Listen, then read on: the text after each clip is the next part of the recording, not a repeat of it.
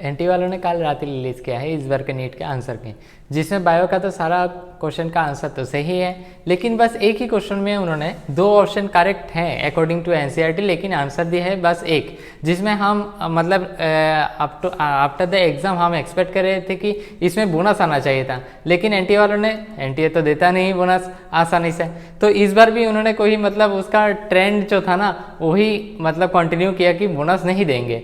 तो इस बार एक क्वेश्चन बायो का ऐसा है कि उसमें बोनस देना चाहिए था लेकिन नहीं दिया इन्होंने।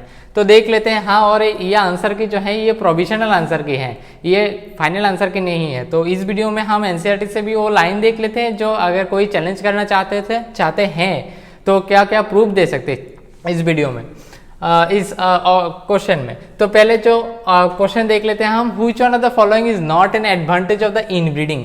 इनब्रीडिंग का एडवांटेज क्या नहीं है ये हमसे पूछा है एनटी वालों ने।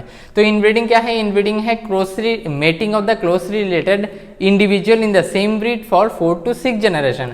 अप टू 4 to 6 जनरेशन तक सेम ब्रीड में कोई क्लोज रिलेटेड इंडिविजुअल में कोई अगर मैटिंग हो तो उसे बोलते हैं इनब्रीडिंग। ठीक है, तो ये हमारे पास 4 ऑप्शन दिए हैं एनटी वालों ने। अभी हम देख लेते हैं उसका एनसीईआरटी में उसका क्या दिया हुआ है।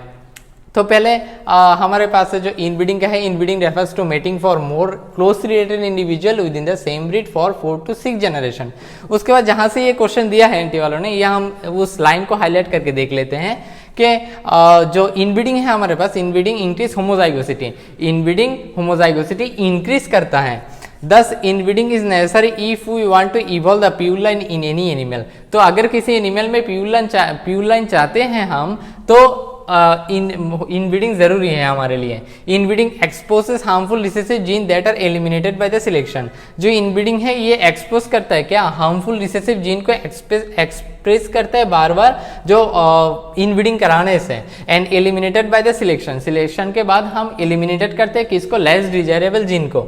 It also help in the accumulation of the superior gene and elimination of the less desirable gene. Therefore this approach where there is selection of the each step increase the productivity of inbreed population.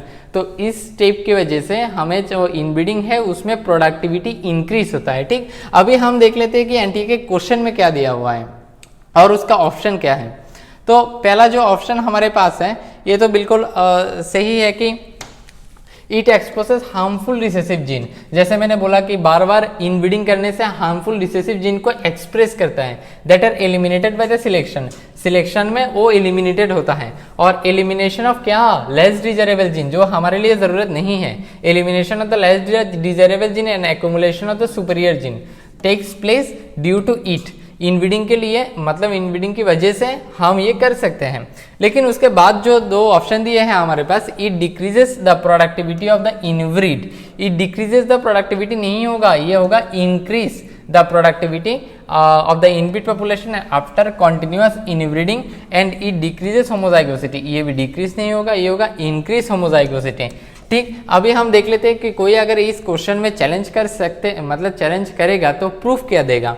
तो proof में ये डाल सकते हैं कि NCERT line का एक screenshot, और ये पहला जो डी नंबर जो ऑप्शन था उधर लिखा था डिक्रीज होमोजाइगोसिटी, लेकिन एनसीईआरटी में है इनब्रीडिंग इंक्रीज होमोजाइगोसिटी। तो इस लाइन को इधर हाईलाइट करके वो प्रूफ में डाल सकते हैं इनब्रीडिंग इंक्रीज होमोजाइगोसिटी। और सी वाला जो ऑप्शन था वो था कि प्रोडक्टिविटी भी डिक्रीज होता है, लेकिन नहीं, इधर increase the productivity of the inbreeding population. तो ये भी 2 ऐसा लाइन जो हम एक स्क्रीनशॉट लेके एनटीए एक पीडीएफ बना के एनटीए के वेबसाइट में सेंड कर सकते हैं।